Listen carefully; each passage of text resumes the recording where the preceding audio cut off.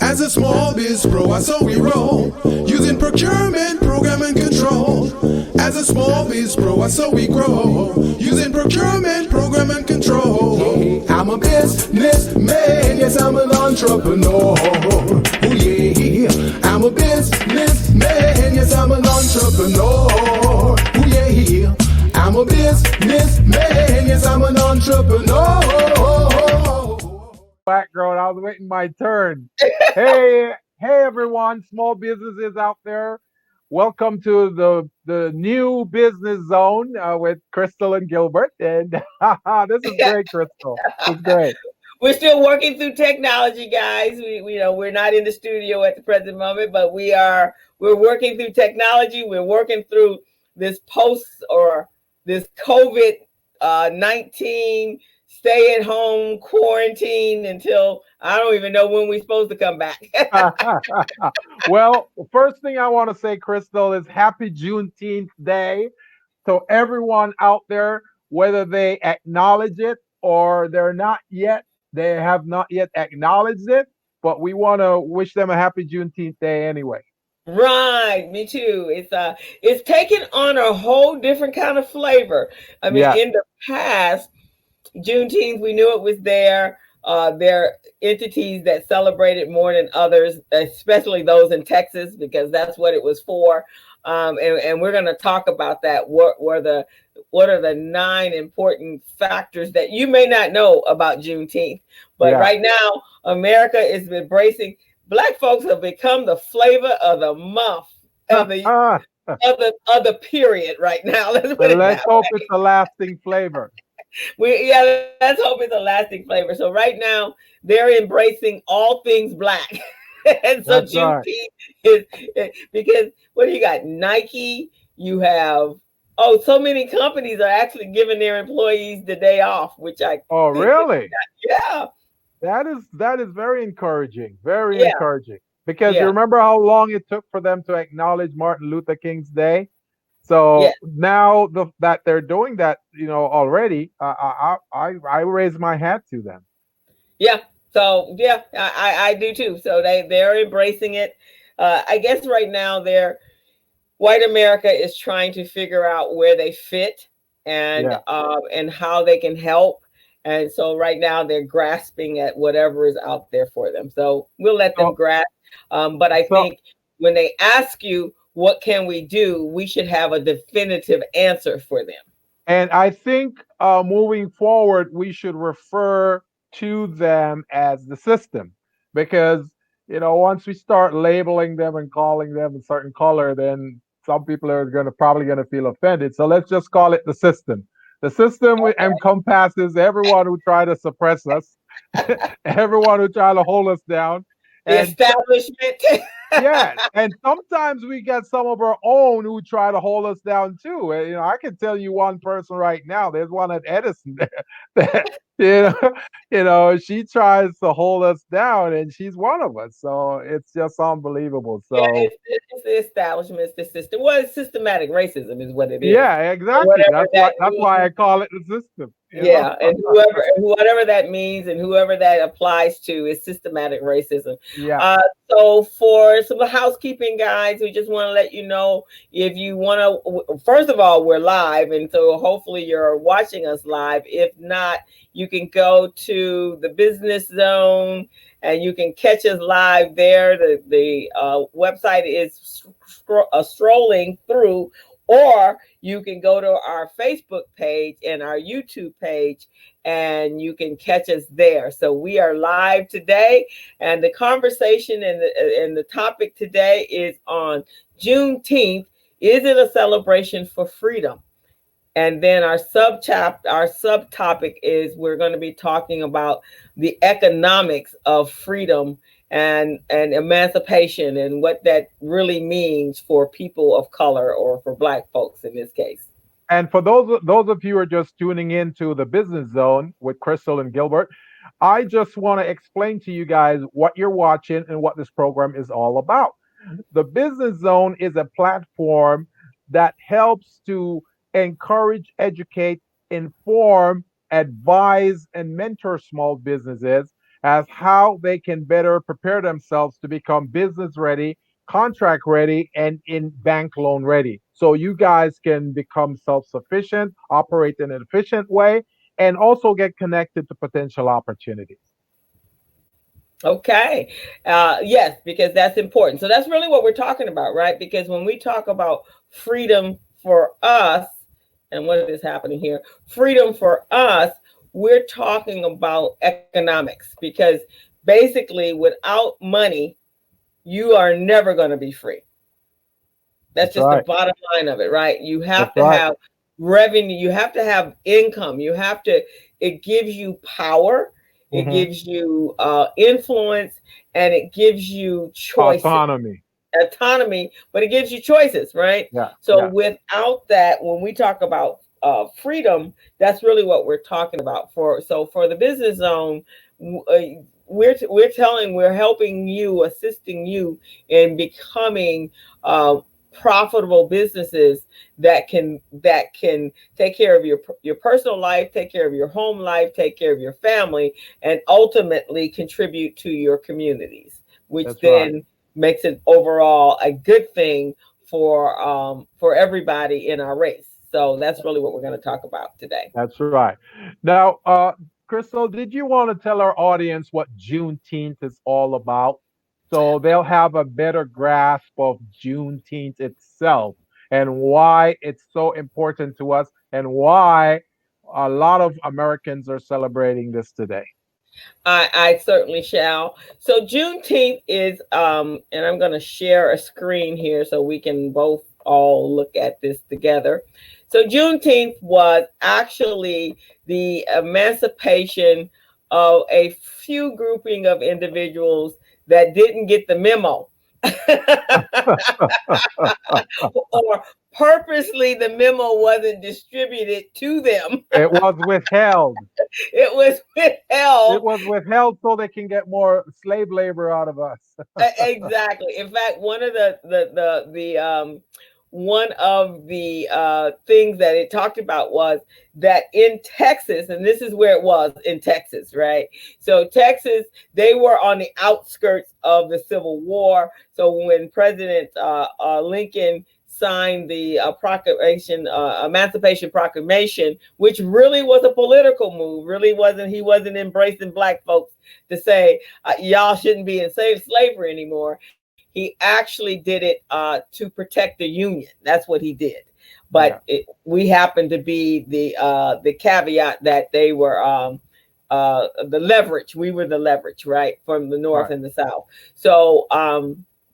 So everyone that was in the Bible Belt or the southern part of the country that really benefited from slavery, they actually they already had the memo and when it went down. But in Texas, it wasn't until 1872 that they actually, or the 1870s, that they actually were told that it was that they were freed slaves.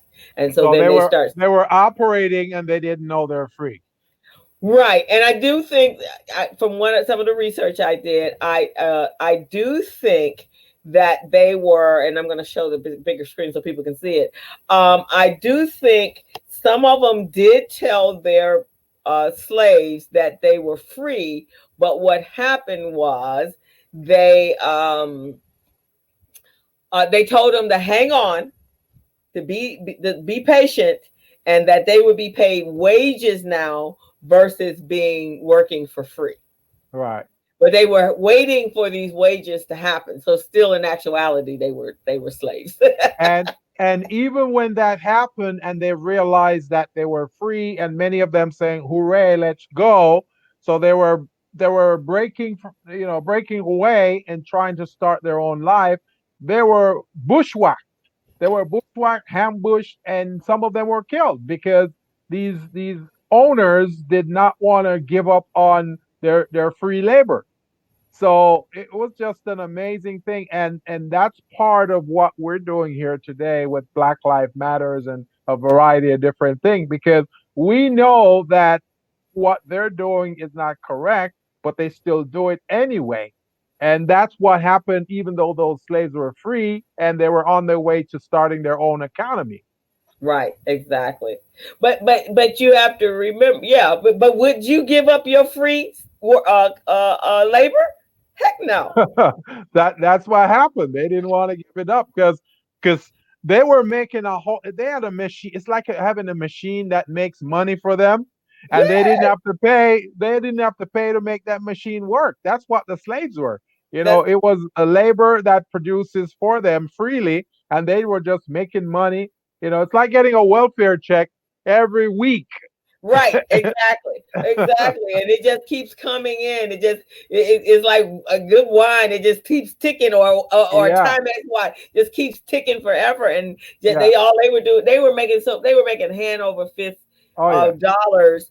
Oh And yeah. so of course they weren't going to tell them that they were free. They Right. still had them out in the fields picking cotton and fruits and whatever they were doing, and they Right. were still making money. So Right. that was the purpose of it. And so it's well celebrated in Texas because it really applied to Texas and not Right. necessarily to anybody else. But Right. now what we want to do is talk about the how it has affected other people. So one of the things that really, when I was doing the research, one of the things that really stood out to me, and I'm going to make this a little bigger so people can see it.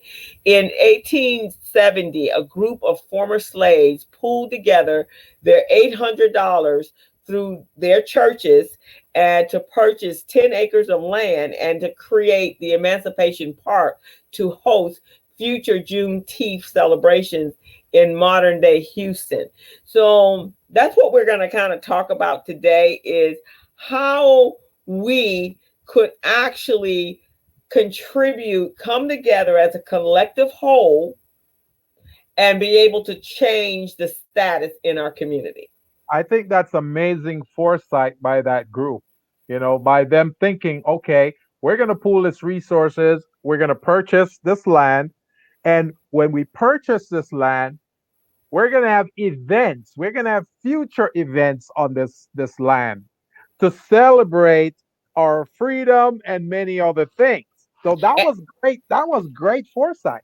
And I own the land, so no And one I can own the land. right. No one can come. Technically, no one can come to the land and tell me what I can and cannot do. Right. Exactly. Right. And So that's a great entrepreneurial approach to entrepreneurship. One of the things that we should be thinking about as small and minority businesses is, when you're starting out, do you want to start in a dependent manner or an independent manner? That independent manner that these guys demonstrated is they bought the land.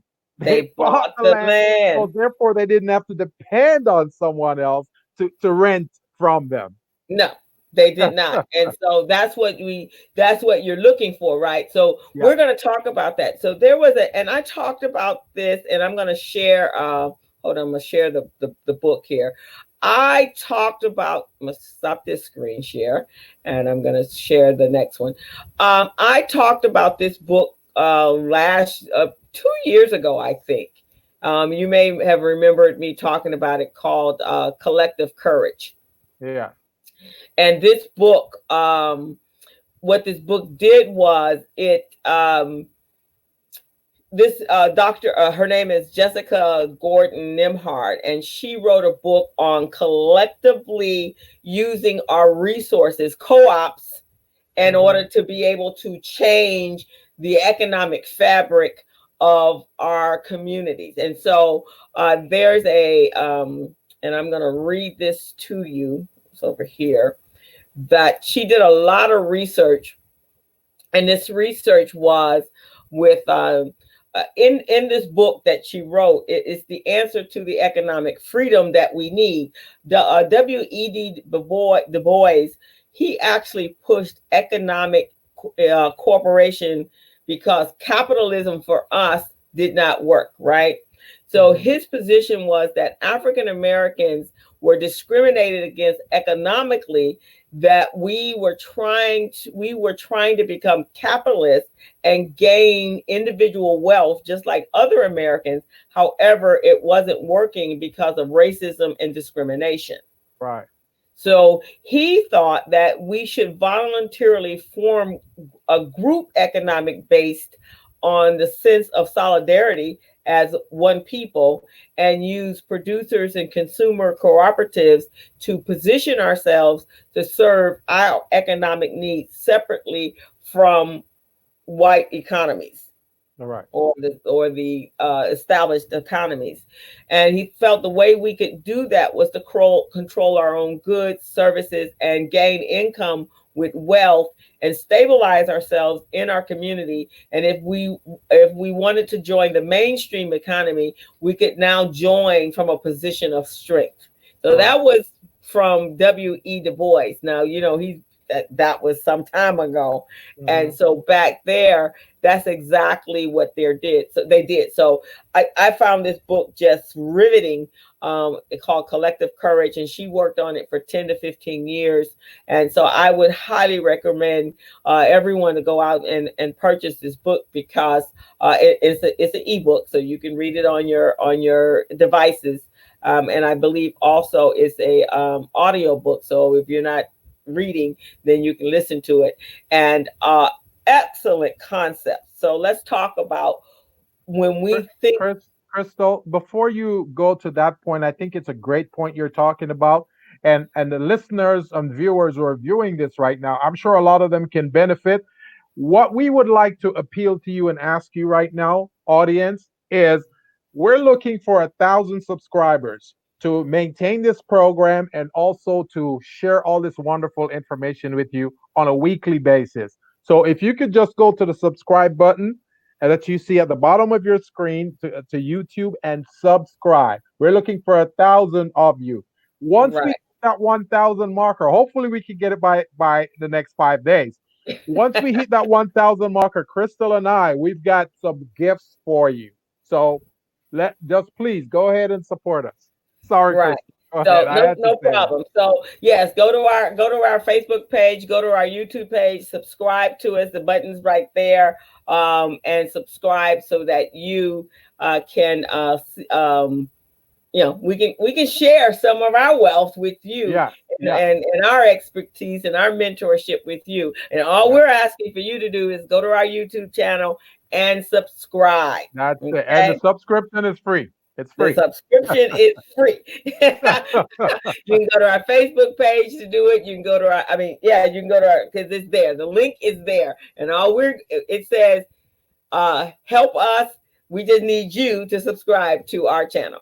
Exactly. So before we bring on our great guest, and this is Mr. Gregory J. Sneed, and he's a financial literacy expert. And that's going to be our topic today: is how do we collectively gather up all of our resources, and as W.D. Du Bois suggested, collectively acquire our wealth, Yeah. have ownership into our own goods, our own Hmm. supply lines, our Hmm. own distributions, and at the same time controlling our wealth.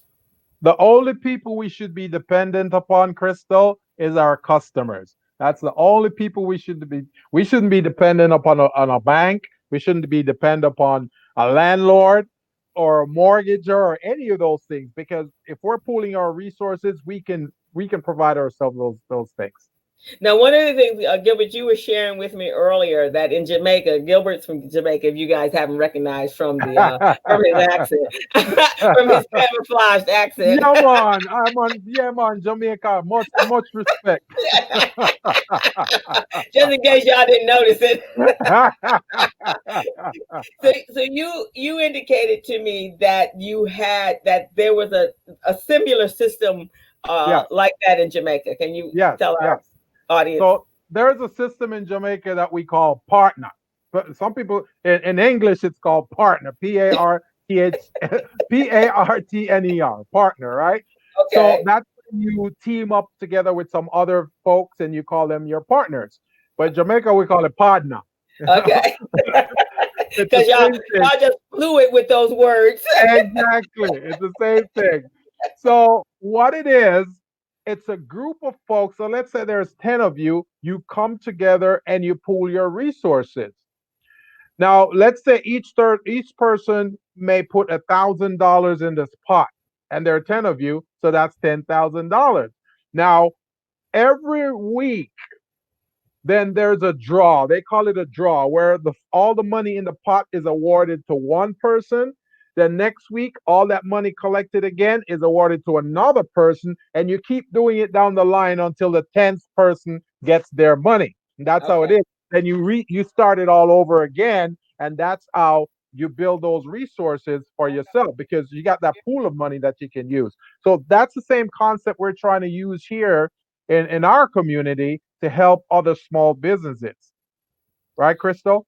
Right. So, and so did that help? Let's say if a community needed to buy a new plow to be able to plow their land or their plot or whatever they needed, they went to each other to make that happen. Right, right. Okay. Now, I know some people may say, "Oh, I've heard about that, but it's illegal." It's illegal when people try to use it as a scam. But in our system was so organized and properly done, where people sign an agreement that one, they're going to pay that 1,000 10 times, so Mm-hmm. everybody in the pool will get it, and two, they'll make sure that they're committed to the process to help each other. So that's what it is. There's an agreement. So no one can get their amount of money and then leave and not continue the process. And that's where the agreement comes in, the written agreement. Now I thought, and as well, I thought I had read or heard that also happened in Africa, and it helped obviously in the other islands as well. Oh yeah, oh yeah. I, I think this first started back in an African continent.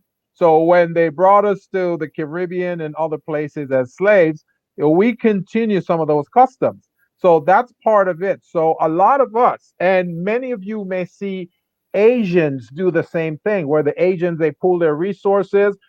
You may have 10 Asian businessmen and women who come together and they pool their resources. They buy a building.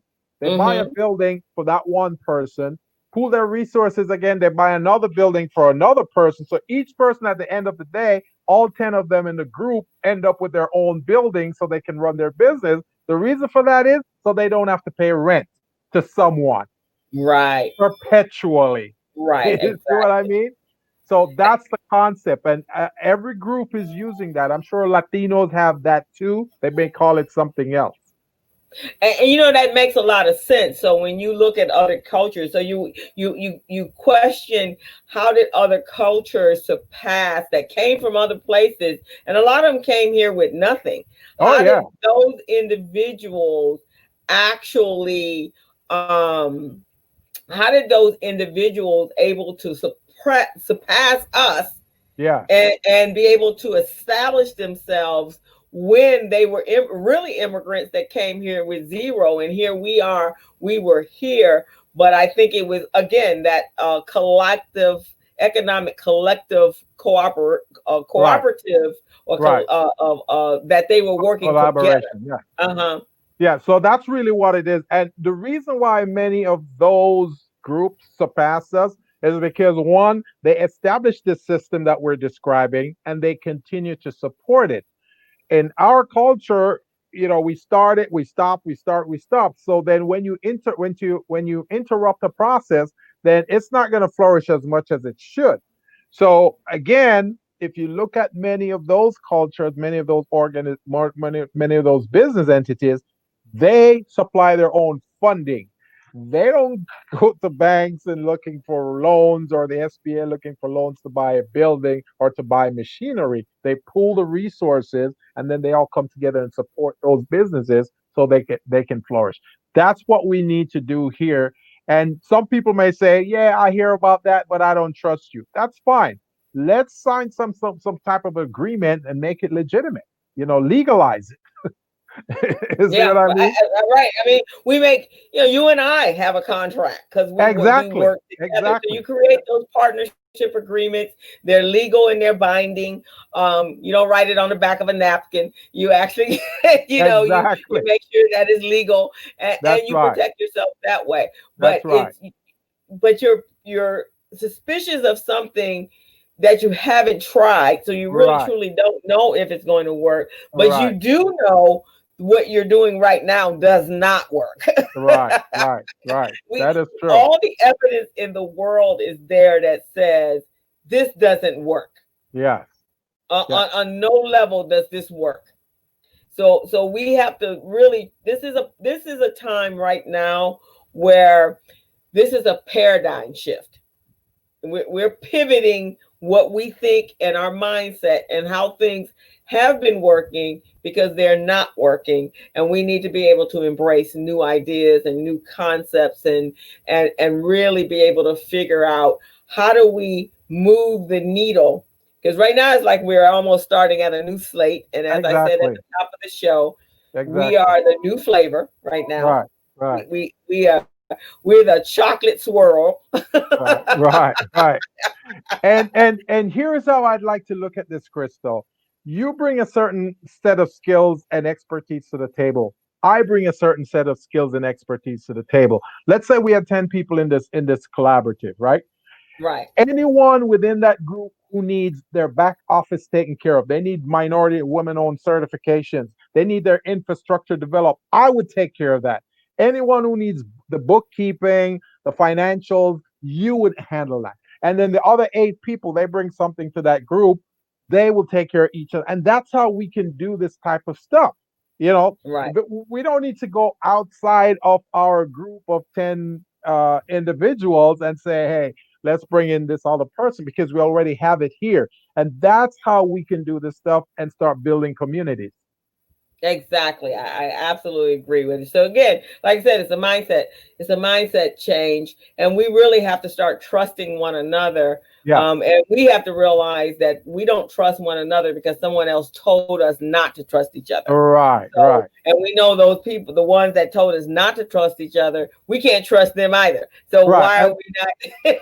And my thing is, if you don't trust, put it in writing. You know, that's how you get over the. That's why contract was established. Contract was established because people didn't trust each other. They go, hey, I want to do business with you, but I don't trust you. So okay, let's put it in writing. We hold ourselves accountable. Anyone who drops the ball, then there's a punitive compensation for that. You got to pay for dropping the ball. So that's how contracts are developed, through those types of things, because people didn't trust each other. Exactly. So we're going to bring on now our financial literacy expert and Mr. Gregory J. Sneed, and he's going to give us some of his insight. He helps individuals understand, because another thing I think for us is we don't understand how money works. We know how to spend money, and that's why we're the number one consumer, but we don't understand, I don't think, the complexities of money and really understanding its true value and the power that it provides. Right. So and that's because of our lack of understanding, our lack of literacy when it comes to that. And it's not just personal literacy. There's a business literacy that needs to be so you can understand how money works when it comes to business. So and how it relates to all the things that we're trying to accomplish, because everything has its role, and that's what it is. And understanding money is understanding the role that it plays with every entity. So that's really what it is. Exactly. So I want to welcome our guest today, Mr. Gregory J. Sneed. He Mr. is Sneed. Good afternoon. Welcome to the business zone. Fabulous. I did a mic check. You guys can hear me, right? Oh yeah. We can hear you. So Gregory is a financial literacy expert. He's been in the financial field for over 40 years. Prior to, he was a CPA. I met him at, actually, I think, Greg, I met you at Fame. Probably so. Either that. Yeah. I think it was Fame. So that was a number of years ago. He had just come back from New York. He also he's been a financial, in the entertainment business as well, right? Correct. Yeah. Mm-hmm. Yeah. So we're going to, so this is Mr. Gregory Sneed. He is a very smart man when it comes to what we do with money and how we should be spending our money and where we should be going right now. And so I'm going to turn it over to Mr. Sneed and tell us who you are and give us some other highlights other than what I just gave you. And then let's talk about money and how how we as Black people need to reframe and rethink our mindset, I guess. Great. Welcome. Thank you so much, Crystal. And Gilbert, good to meet you virtually. One day we'll have the pleasure of being face to face, and hopefully by then we can still shake hands, or at least an elbow bump, you know. So it's interesting because I have the gift of financial wisdom that really started at a very young age. And I didn't see it as a gift. I saw it as a talent, but I now see it as a gift, and it's a gift that I can share with others. So, back when I was a young child, my parents teased me because they would call me Jack Benny. And most people don't understand what that is, but Jack Benny, was very tight with his money. And, there was a thing where you could, you can get by in the world without brains, but you can't get by without money. That's right. I love it. And so I was born and raised in Brooklyn, and there's and not only in Brooklyn but in Crown Heights, Brooklyn. So there were a few people. That was a tough area. Huh? That was a tough area right there. Crown Heights. Yeah. So, and it was the area in Brooklyn where most of the folks from the Caribbean came. So I had classmates as early as elementary school who were from Jamaica and Trinidad and Barbados and So I'm familiar a little bit with that Jamaican system. Yeah. Did they call it susu? Well, some people call it susu. We call it partner. Partner, right? Partner. Yeah. You're pronouncing it a little bit too. He's trying not to show us his real. Let me step off. We're gonna step off to the side. So when I go to a Jamaican restaurant with Gilbert, and he starts talking, and I'm like, "What did you just say?" Switch languages, right? He didn't realize he was bilingual. Who is this guy? He starts speaking the Jamaican and the Creole and the Patois, and you drop the H. You don't pronounce the H. Exactly, and the R. Yeah. I'm a Yankee man, but I've but it's interesting. You were talking about different ethnicities, about how that have borne out. The Muslim also, those who practice in the Sharia law, it's something called riba. And riba does not allow them. It's forbidden for them in the Quran to pay interest.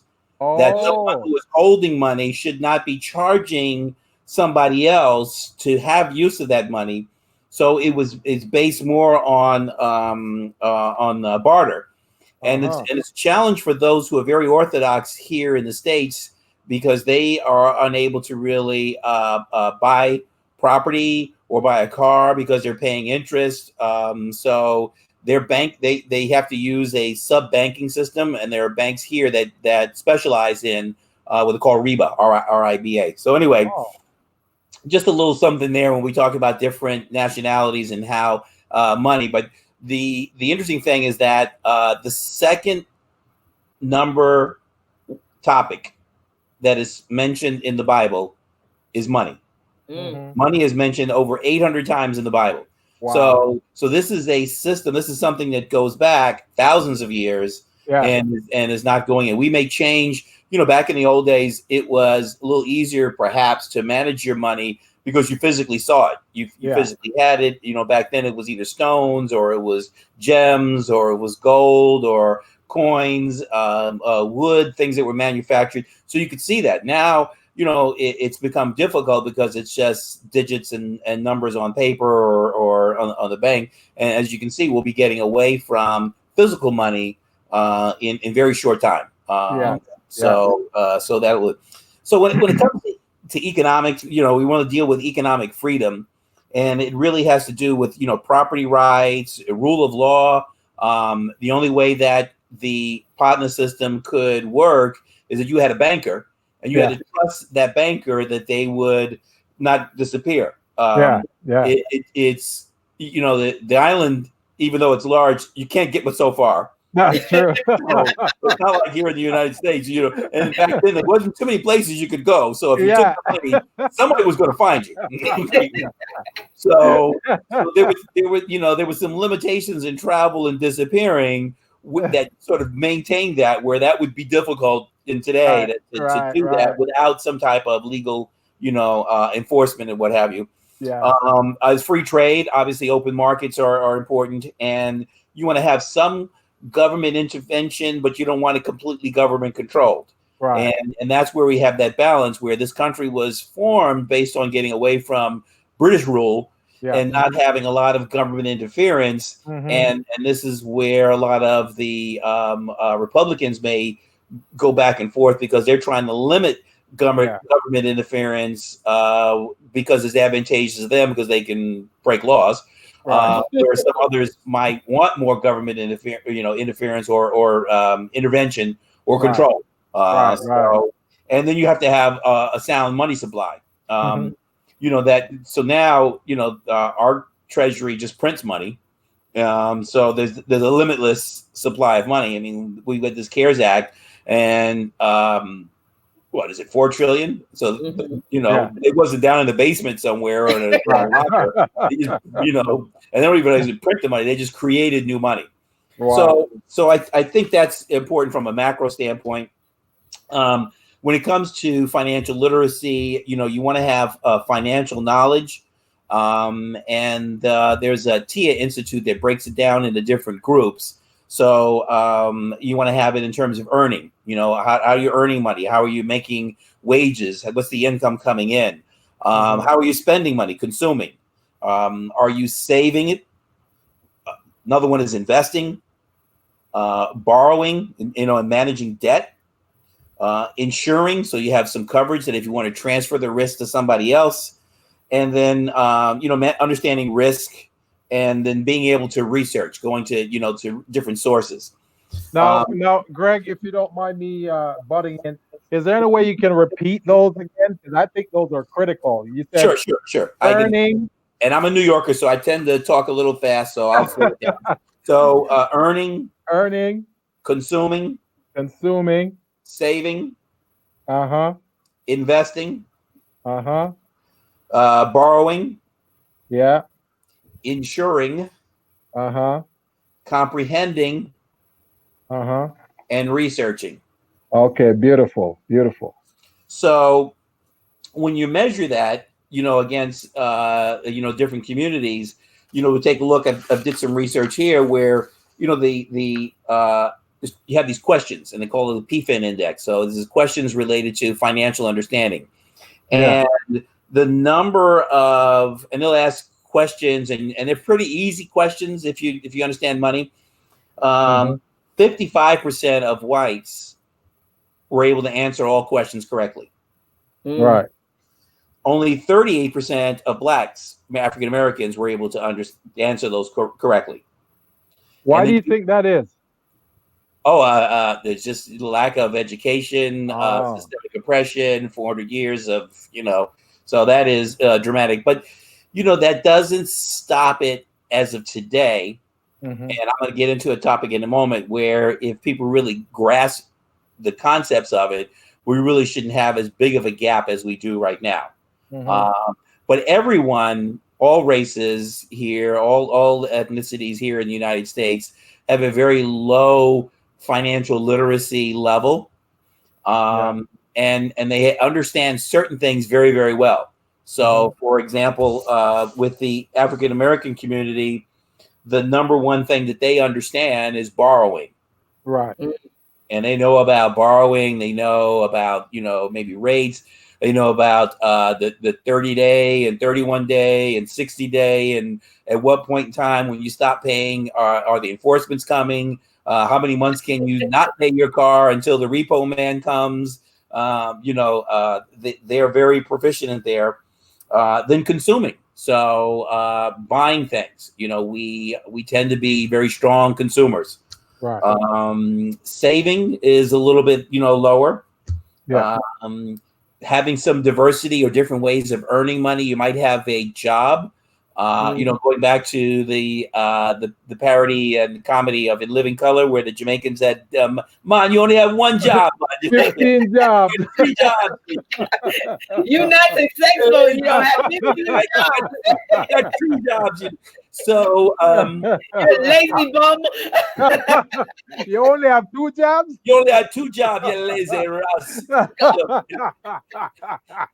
So the culture there was more industrious than what we have here in America, where you find a lot of, at least I found a lot of the people migrating from the Caribbean, especially from Jamaica. They were very industrious. They they wanted to have that income. They understood the economics. They understood the importance of that.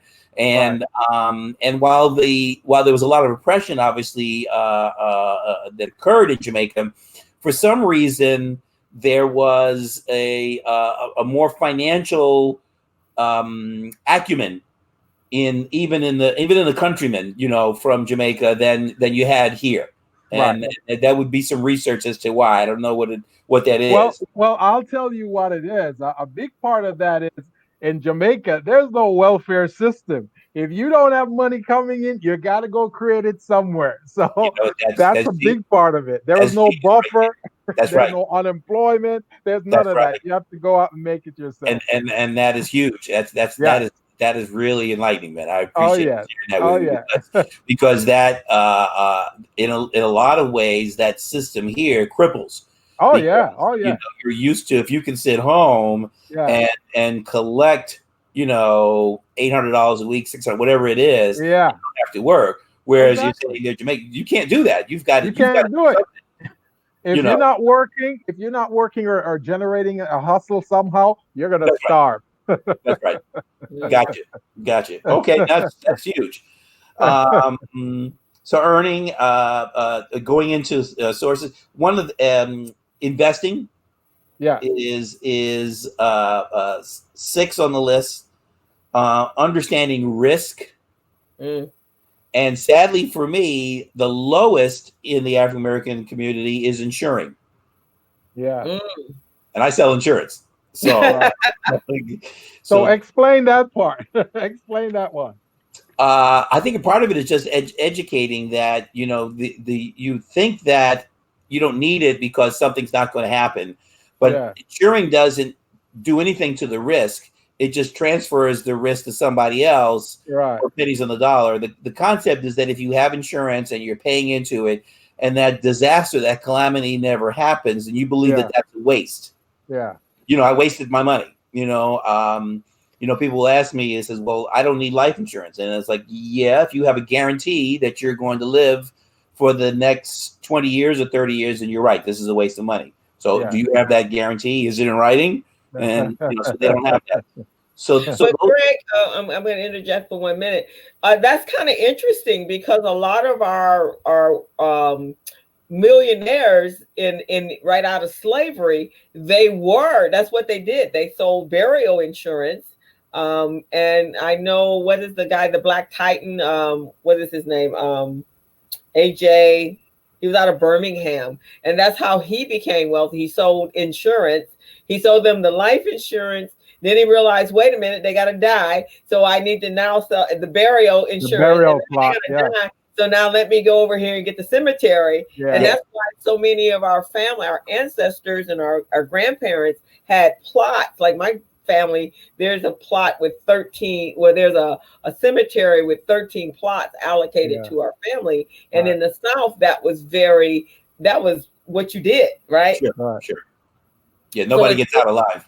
Nobody gets out alive. But it's interesting that somewhere we shifted, because at one point I think we did think that was important. Well, I think the welfare system does that. And I think the level to participate in consumerism, to buy things where, you've got individuals that will misprioritize their money to spend $200, I think it's $259 for the newest Jordans, which is insane, and not only have one, but have several pair in different colors. Right. Or the amount of money that guys used to spend on rims and cars, and the amount of money that women might spend in salons and nail, getting hair and all that stuff. I mean, it's huge. So that's the and it's challenging, and the way that comes is through education. One of the other principles that we're going to take a look at is going back into Kwanzaa. And one of the principles of Kwanzaa is Ujamaa, which is cooperative economics. And so I'm going to transition to some of the things that people can do. So some of the takeaways, not just history, the things that we can do to help collectively improve our situation through economics. And part of it is, organizing a buying club. Cooperative economics is like you were saying, that you were cooperative in the partner system to grow, where you would pay in, and then each month, or not each week or whatever the frequency was, somebody would get that. And of course, but you'd have to have some patience because you had to wait your line. And exactly. Right. Exactly. But at least with the last, you didn't have to pay in anymore. I think the last one, it was all over again. So you want to be able to do that and pull money together so that if you don't have certain things, you can collectively do that. I think that's going to be huge in the housing market, where you may not be able to buy a single family home, but what if four or five families or even six families chip in and buy a fourplex? Or even a duplex, where the price of a duplex is not twice the cost of a single family home. Right, exactly. Looking at $500,000 for a home, a duplex is not going to be $1 million in the same neighborhood. It might be 6 or 7 or 8. So now you have that, then you brought down the purchase price from 500 maybe to 350. To collaborate on that. And so you'll find maybe ways of collaborating on that and going together on the loan. Of course, that means you got to get along with the people, and that's some challenges. I think another area that too, and people are doing it now, they're organizing childcare. So you've got a lot of, and I think you'll see a lot more of that opening up after this pandemic, with people having to create new business. So you're going to see a lot more of smaller schools, smaller childcare centers, that kind of thing, so that you're not having to pay the high cost. You've got more of a neighborhood or a block. You could have a childcare center on the block, and then it could be informal, but that starts to get a little dicey in terms of rules. But at least one person, does the work to make sure that the property is secure. It has ADA or the things that are compliant to do that. So it comes, and also when it comes to education, if you're going to homeschool, perhaps if you're not, if the school system is not giving you that, then kids are having a tough time with their kids with homework. So why should each parent struggle? You would have each a family, a group of families, and some they might be stronger in mathematics. So they get together. You might have 4 or 5 families that get together and help them with the homework. So I think that's going to help in terms of education. Farmers market, buying food, buying things locally to our local supply. I think it's the name of the sister, Crystal, but there's a woman that opened up it's like a produce or I don't know if she was in Compton, but she opened up like a collective fruit and produce market. Yeah, I think it's called. I think she's out actually in the Lamert area. In fact, she's an actress. I want to say it's Solo. I think it's called Solo Cooperative, or that's another one. Yes, there is one. Right? There is one I think in I think Compton area, but there isn't. So I mean, it's, being wise about spending our money there, and not perhaps limiting. And a lot of places you'll get even produce and fruit and vegetables that are more fresh that you're getting at the market. And at a lower cost, and you're sort of building that. So these are the things that we can do. I think kids have gotten away from the children have gotten away from that entrepreneurship as a young adult. we don't have to do that here, but that was a big way for us kids to earn money, was shoveling snow. Yeah. So On the East Coast, yeah. Breaking leaves. When I got into business with a friend of mine, a guy named Walter, and we, I think it was around age 10 or 11, we started a car wash business. We were just washing the neighborhood cars. So we would pull up and invest in the bucket and the fortunately back then we didn't get charged for water. Do now, but back then you just use as much water as you wanted. There was no meter. So we did that, and then kids used to do that, the lemonade stand, or having it was a hustle. And I don't know that kids are doing that these days. I think they're just looking to their parents as a human ATM. Right. But our parents, at least I can speak from, our parents really didn't have that money. So if we wanted that extra spend money, we had to do something to generate that. You weren't going to get it that way anyway. They didn't hand out money like that. You had to earn it. You had to have chores. You had to have. Exactly. You had to understand the value of money, and they just weren't handing it. But you're absolutely right, Greg. Because I teach at Biz Camp every year for young kids between the ages of 13 and 18. And when we're interviewing the kids, we're saying, "Oh, and you're going to compete for $750," and they go, "That's nice." And you're like, "That's nice." I mean, I've even told, we had kids that were competing for $5,000. It was like crickets. They didn't go no grass, no. So this year when we did our interviewing, we told the kids, "You will not be accepted if we don't see some sort of like, oh my God, $750. The only way you get in this camp." That you understand and get excited about money. Yeah, exactly. So, so these are the things, we want to teach, kids skill sets. I mean, they've removed it from the schools, but back, when I was in high school, we had woodwork and shop. And, I think that a lot of individuals, let me rewind.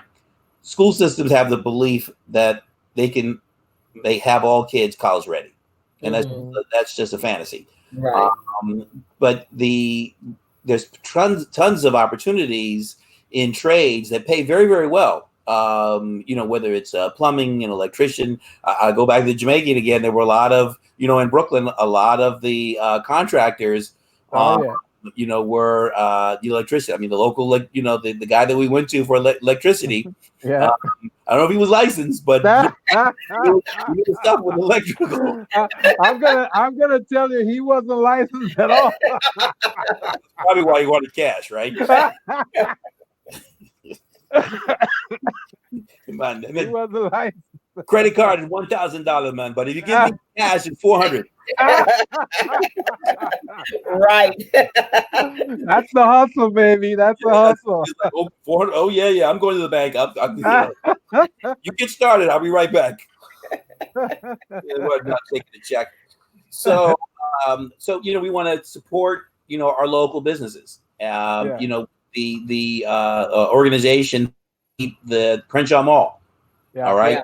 To keep that. So now what are we going to do about that? Or are we going to continue to shop? Or are we going to look to have, if the Capri is still managing it, to have some, worthwhile vendors there? Perhaps the department stores are not going to be the anchor. Or if they are, then, really have to support that. Macy's has grades to their stores. There's A, B, C, and D. And I think the Crenshaw Macy's is probably a D. Maybe a C minus. There are very few A stores. I think there's only Century City, and there's one down in not Orange County, South Coast, and then one. So there's only about 4 or 5 A stores around here. Anyway, so we want to shop, locally. Get involved in budgeting process, get involved politically, so that we have a say so in where money gets spent.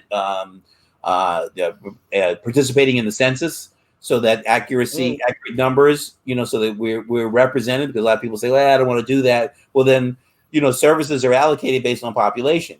Yeah. So, you got 10 people up in your house, but you only put down 2, then you're losing out, and that neighborhood, that area is losing out on resources based on inadequate or underrepresented, numbers in the census. You don't do it every 10 years. Right. So, and I think so the census actually came out on April 1st, which is when we were right smack dab in the middle of the pandemic. So I don't know how many people actually have responded to, or even, I mean, there's so much going on that we forgot all about the census for 2020. Right. And not too many, and no resources are going toward making sure that we know that we should be completing the census data. Yeah, you know what I think, Crystal, on that real quickly? You see how when they have an Amber Alert, they send it on your cell phone, you receive that, right? Yeah. No, they should do that with a census too. Send it to your cell phone. Everybody has one, and then they'll be forced to do that census. They will be forced to do it. Yeah, they also sent that to you when they told you there was a curfew.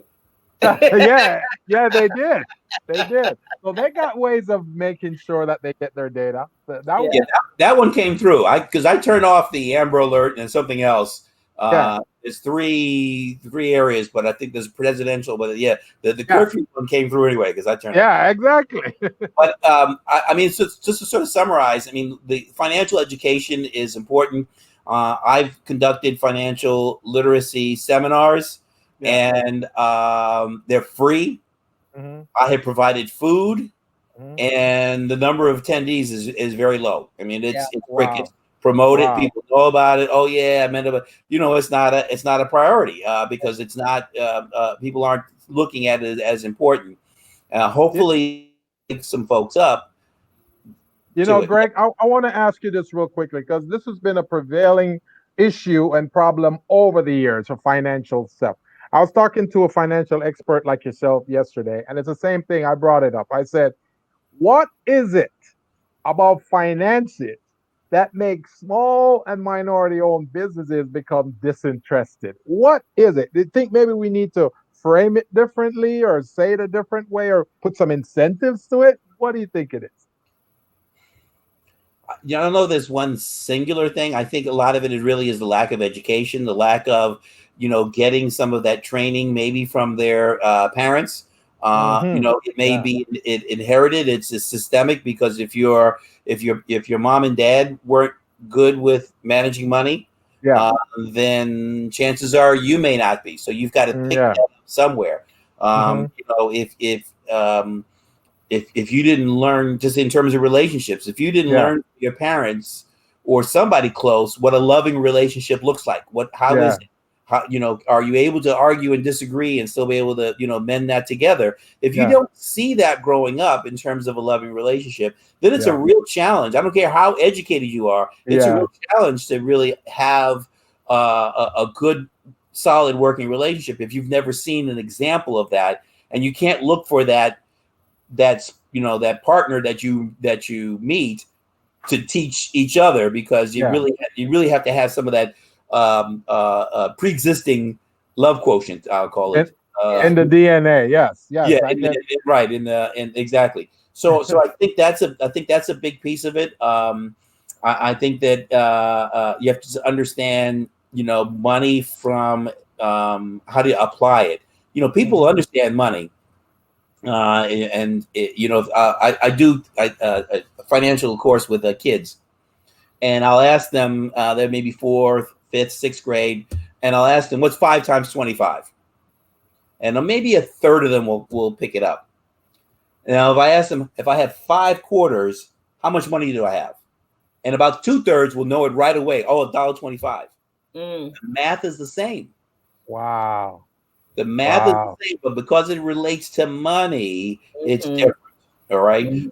So we just have to really provide that, and that's one of the things that I specialize in, is try to make things that are financially complex, make them comprehensible to a person so that they understand it, and you can speak to them in a language that they get it, that they understand that, and that takes a little it takes some work. The way that a physician, they have to know their medical terms, but they also have to learn a way to deal with people with empathy, and to get, to have that soothing kind of way. And those two don't necessarily equate. Just because someone memorizes and knows all these medical terms, and it's not just a finger; it's some name to it. But you have to have some of that I wouldn't say bedside manner, but have that understanding to be able to express things. And so they marry it together. I mean, dentists, all those in the service industry, they have to recognize that this takes two skill sets. And I think the same thing is going to happen with financial. And one of the things that I'm launching now, I think I mentioned it briefly, Crystal, is that I'm launching a financial coaching business. The soft launch of it was just last week, June 10th, in memory of my mom's birthday. She would have been 99. So that's the founding date of the company. And I'm going to be offering financial coaching to individuals. That one won't be free. That will be, for fee. We feel you. But it's so important. And I think that, a lot of folks are awakened by this pandemic. And if you didn't have any thing to step back on, if you didn't have some savings, if you realize that, you only had one job, you didn't have 3 jobs, right? You only have one job, and that job got you laid off, and now you had no job. Then fortunately you have the welfare or the unemployment, right? But without that, you'd be forced to develop that skills. That really resonated. Oh yeah, that's true, really man. Put the 2 and 2 together that Jamaican didn't have any type of. That is true. People were forced to. Man, that's gonna stick with me. I appreciate that.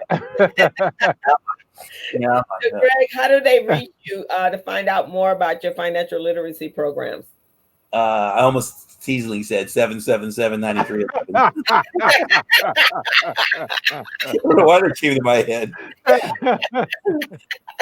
They can reach me at Gregory J. Sneed at gmail.com. And the new company, the breaking news, the new company that I've created is called LiverSaver Financial Services. So I'm here to be a lifesaver to people. Because I'm helping to protect people and their money from the rough seas and storms of life. Okay, so good, man. My tagline. But I'm building the infrastructure of that right now. Secure the domain name and the scheduling, the calendar, and we're building a microsite. So it's all that under the hood stuff, and look to be done with that probably in the next 10 days. And then, get it launched. So that's what's happening. So hopefully you guys got some great information about this. I mean, money this is wonderful. This is phenomenal. You can't get by without money. So the better you feel about money, the better you can feel about your life. If you're unhappy with your money, you're going to be unhappy with your life. Yeah. That is true. Money doesn't buy happiness. Yeah. But it does definitely make it damn. And Gregory, we definitely we're happy to have you here on this program. We want to invite you back real soon. So Crystal and I will talk about when that will be, but we definitely want to get you back. And I was thinking while you're talking, those 9 principles that you gave us, I think you should make a game out of that. Those kids now, they play those games. Make a game out of that, and that will entice them to want to participate. They win points or whatever when they conquer each one of the principles. So let's talk about that. Well, I'm building it into my coaching system, and so it has value, and that's part of the cost of. That's why someone paid me a fee for that. So you got a freebie here today on that one, but there's some pieces behind it. But that's the key. You have to understand what those are. And I've been teaching financial literacy seminars for free for the last 5 years, because they're free, people don't see the value. They undervalue. There you go. That's true. So those who see the value and say, you know what, this is important to me. It's a priority, and I want to make this happen. That fee is sort of a down payment, or a level of commitment that said, I can do that. And in the overall scheme of things, if I can show you that you can have $500,000 or $1 million more in retirement than you have now, that $500 is a drop in the bucket. So I hear you, man. Well, thank you so much. Fantastic. Thank you, Jeff. And I did not know that your mom, I do remember when your mom passed, but my grandmother also was born June 13th. My mother was June 8th. My brother was June No, my mom was June 2nd, and my brother was June 8th. So my whole entire family was born in the month of June. Oh, wow. Yeah, that's why we got to celebrate Juneteenth. Yeah, June 10th. Well, I did that yesterday. Remember, I was thinking about it, and it came to me. It's like, you know what? I'm going to put the founding date as June 10. Yeah. So yeah, that's where we are. And Good, man. thank you so much for having me. Thank you. Appreciate it. Great job. Great job, man. Chris, said we go back a ways, but thank you for the invitation, and then hopefully you and your viewers got some different information. So definitely right, and it's live, and I will be sending it out, and I'll send it over to you. This would be a great to kick off your business, LiverSaver Financial Services. This will be a great way, so they'll know that you know what you're talking about. Validation. Look at you! You changed it on the screen already. So it's imprint, a carbon footprint right there. That's right. That's right. FinancialServices.com. So we want to thank you, Greg. We appreciate you taking time out from your day to come in and laugh and joke with us and have a good time with us in honor of Juneteenth, but really more in honor of us really taking control of our economic financial freedom.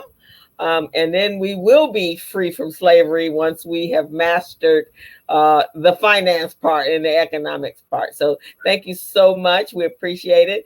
Guys, go backstage in the green room and get some refreshments, right? We got some curry goat and rice and peas, man. You know, I'm looking for a place here in Los Angeles to find some roti. I can't find roti anywhere. Oh, you got to go to Little Kingston, man. Slauson and La Brea. They don't have roti? Yes. They got roti? They got chicken and curry chicken and roti, man. You got to go. I've been there. I didn't see the roti there. They do. Ask for Tanya. She's the owner. She'll get it to you. And everything? Yes. So Gilbert is a lifetime member. They tell them that Gilbert Buchanan sent you, and then they'll go in the back and bring you the specialty plates. Tell them Gilbert Buchanan sent you. Ask for Tanya. I've been there. I haven't been in a little while because that parking lot can be a little challenging getting in and out. Yes. So you got to ask for it. It's up there on the board. You got to ask for it, man. Roti. Yeah, it's there. Because I had it there before.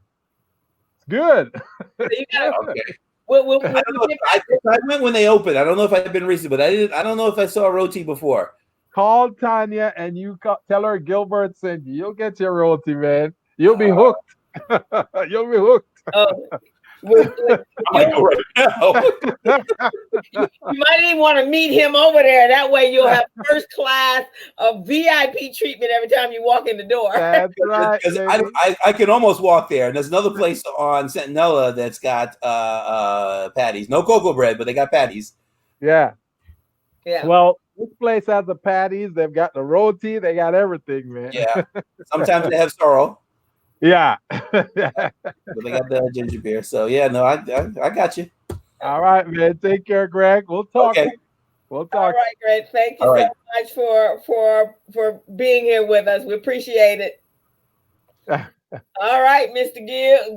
That was a great show. It was. I'm loving it. We learned quite a bit there from Greg. So that's good. We did. Yeah. So awesome stuff. So we're gonna wrap up, and we just want to let everybody know I am going to screen share again because I want our people to be informed and be prepared. Be informed about we're 4 years on the air, July 8th.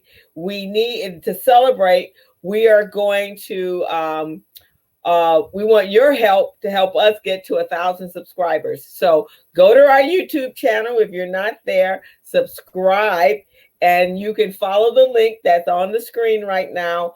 And we need you to subscribe to help us reach our 1,000 subscribers. So we want you guys to do that.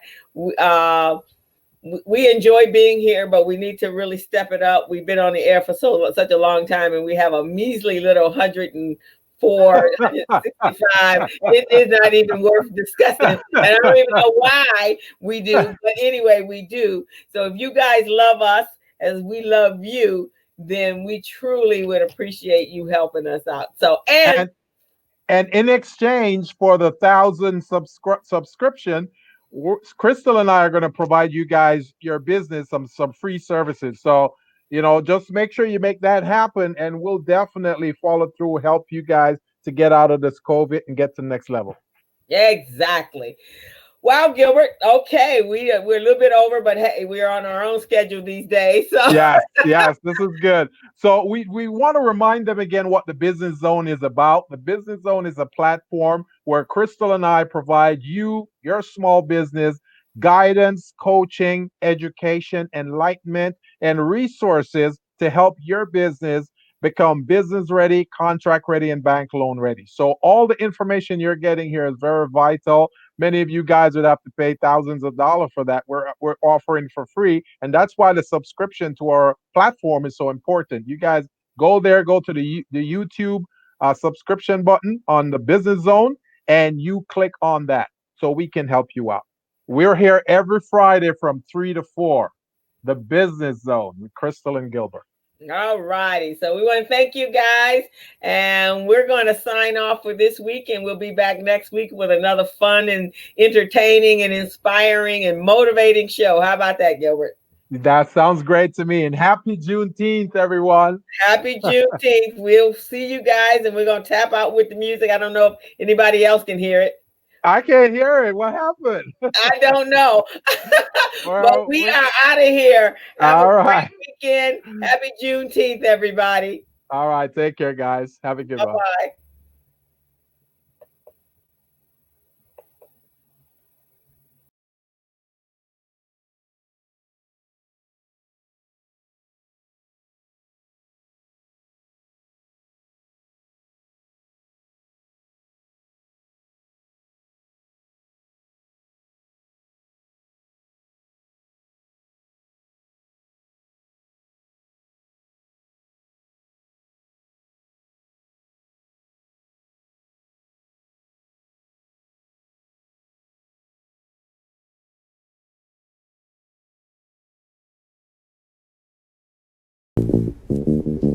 As a small biz pro, I saw we roll, using procurement, program, and control. As a small biz pro, I saw we grow, using procurement, program, and control. I'm a businessman, yes, I'm an entrepreneur.